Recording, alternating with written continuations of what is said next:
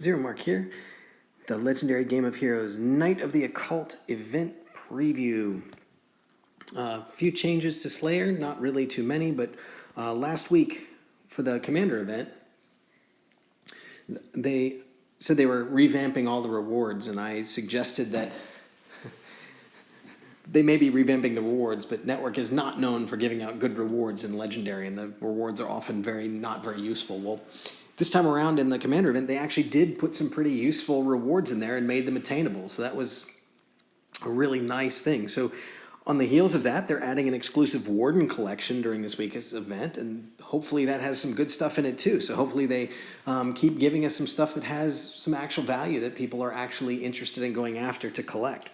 So new Warden collection. We'll see how that goes. Also, they're introducing Frenzy bosses, which are bosses that show up for a short window of time every 4 hours. Sounds kind of like the Haunted bosses, and that the Haunted bosses showed up only at specific times. This is guild bosses, though, rather than individual bosses. So everybody in your guild will be rallied. So as long as you have your guild coordinating those times, you should be able to have people on and have people who can actually kill them, rather than the Haunted bosses, which had the problem of nobody actually being on them. So you had 5 out of 250 available slots filled with people. I appreciate that they're trying something new and different. I appreciated the Haunted bosses. I appreciate the Frenzy bosses. I appreciate all the different stuff that they've kind of tried in the past. I give the game team credit for trying new stuff. I also give them credit for getting rid of stuff that they've done when it doesn't work, and keeping stuff that should. And we can all argue about whether the stuff that they've kept they should have kept, and the stuff that they got rid of whether they should have gotten rid of it, and what they should bring back, and so forth and so on. But at least I appreciate the effort that's being made with new stuff and with changes and with tweaks and with all that kind of stuff. And sometimes we wish it would go back, and sometimes we wish they'd go even further with changes. But the fact that they're actually making some changes is encouraging. And as I said, the change with the rewards from the last Commander was refreshing and nice. Let's take a look at this week's event deck. This week's event deck is actually an exact carbon copy duplicate of the Amy Rainbow Unicorn deck that came out a few weeks ago for the second anniversary event. And usually when they kind of reskin a deck, they'll make some upgrades to it.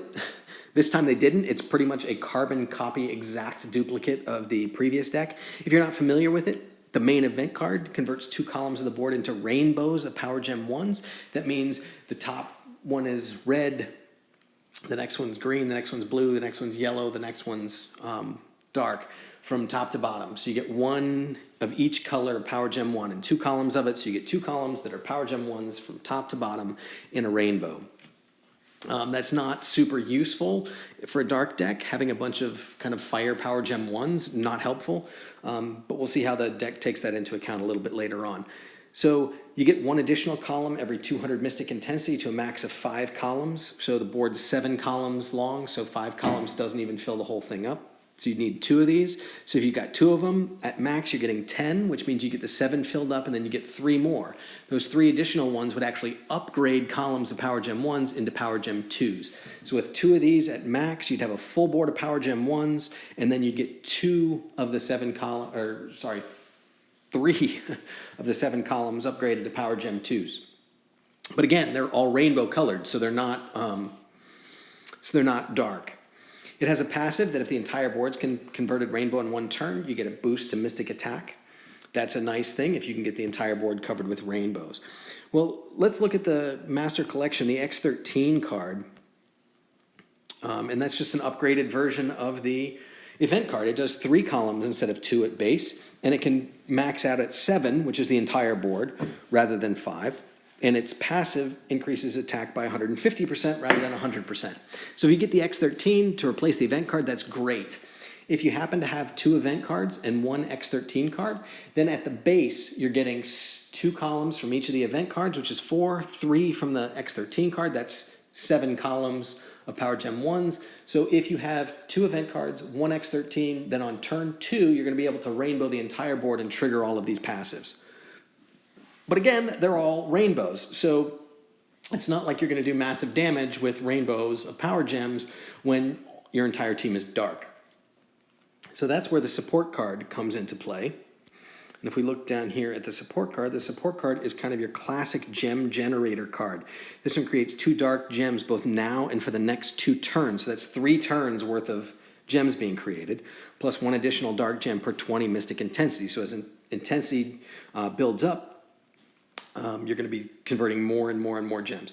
And it says creates 2 dark power gems. Well, what this will do is if the board is a rainbow of power gems, so every gem on the board is a power gem, creating dark gems just means it turns the gems on the board to dark. So it'll take those power gem 1s and convert them to dark power gems. So if you have enough intensity, you make a rainbow with the event cards and the X13, and then you trigger the support cards, and it'll turn the entire board dark. So all those power gems will turn to dark power gems, and you'll be able to get a massive attack every 3 turns. Also, the passive and the entire board's converted to a rainbow in 1 turn, heal for 500% of team recovery. So it's not just the individual card, it's the entire team's worth of recovery. So that can be an actual decent heal. Down there, it also has a passive that generates intensity. And that's going to be hugely important for this deck because intensity generation is going to be a big deal because you can see the conversion of dark gems on this particular card is based on intensity. So the more intensity you have, the more dark gems you get. Also, the number of columns of rainbows that you get from the event cards and the X13 are based on intensity. So you're going to want to ramp up intensity as quickly as you possibly can. So in a Slayer event, the amount of damage you can deal on turn 2 is hugely important because usually you don't have time on the lower level bosses to get to the 3rd attack. You get an attack on the initial turn from your relics, and then you get an attack on the 2nd turn when you can use all of your skills, and you can fire that off on turn 2. And then usually it takes a few more turns to get another big attack off, and by the time you've done that, enough other people have come in that the boss is dead. So getting to the 15% damage threshold on turn 2 is hugely important. So how does this deck do on a turn 2 attack? Well, if you have a deck that has 2 support cards, 2 event cards, and 1 X13, that would be my ideal deck. 2 support cards, 2 event cards, and 1 X13. Or if you can get 2 X13s, replace any event cards with any extra X13s. But 3 event cards, 2 support cards. Okay, so turn 1, relics create gems. You match them all up. That fills everybody's skills up. Then on turn 2, you're going to activate all 3 of the rainbow cards. It's going to fill the deck up, fill the board up with rainbow powered gems, and trigger everybody's passive, which is going to boost the attack from the event cards, and it's going to do the heal, but the heal won't matter at this point. Then you're going to trigger the support cards, and they're going to convert 2 dark power gems plus 1 additional dark power gem per 20 mystic intensity. So that's 4 plus 2 per 20 mystic intensity based on having 2 support cards. So call it going to convert another 8 to 10 of the power gems that are created to purple. So you're going to have 17 or so dark power gems on the board that you're matching on turn 2. You can then do other power gem matches for the ones that aren't there, and so get a decent combo and do probably pretty decent damage on turn 2. And then by the time you get to the 2nd time around, if intensity is built up higher, you're going to be doing massive damage on kind of the 3rd and 4th attacks. So not a bad Slayer deck. If you really need extra boost on turn 2, you might want to put in an ultra rare rather than a support card. And here's why. And here's why I haven't talked about the ultra rare card that much, because it's actually not that great. Converts and upgrades 4 non-dark power gems into dark power gems of 1 higher level.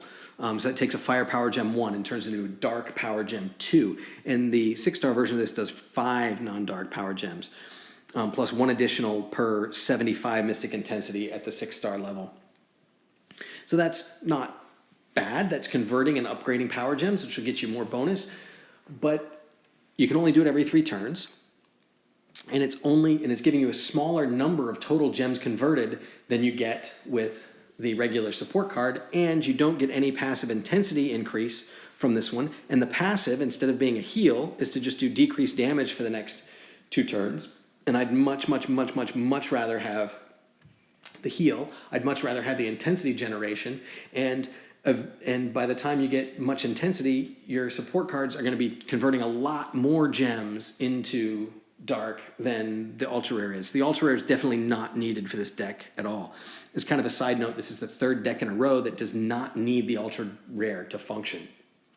So the developers have been listening in that regard too. So the only time this would benefit you is on that turn 2 attack, because you're probably going to be converting about the same number of gems as the support card is on turn 2, and you're going to get upgrades here, so you get a better turn 2 damage with the ultra rare. But by the time you get to the attack after that and the one following that, I think that you're going to be probably going to be better off with just the support card and not using the ultra rare card. So you don't need to have the ultra rare for this deck. Overall, I think this is going to be a pretty decent deck. Now, from some people, you hear that it's a capped deck. It's limited. You can only get up to 7 rows or 7 columns from the Master Collection hero. That's true, but it's capped in terms of like whale level capped. Like if you get to the damage cap for this deck, you're going to be doing just fine, and everybody who's not an uber whale is going to be pretty happy with the damage output from this deck. The damage output from this deck is probably going to be pretty decent even outside of the event. It's not necessarily going to be fast enough. It doesn't have the every turn nuke that you're going to need for guild versus guild, but it's going to have decent damage even outside of this event. So in other Commander and Slayer events, you can probably reuse this deck to do good damage. If you can come up with 3 either event cards or X13s and 2 support cards, I think you're going to be happy having this deck. I'm thinking about going after it myself. Well, I hope that you enjoy playing the Slayer event and Legendary Game of Heroes this weekend. So until next time.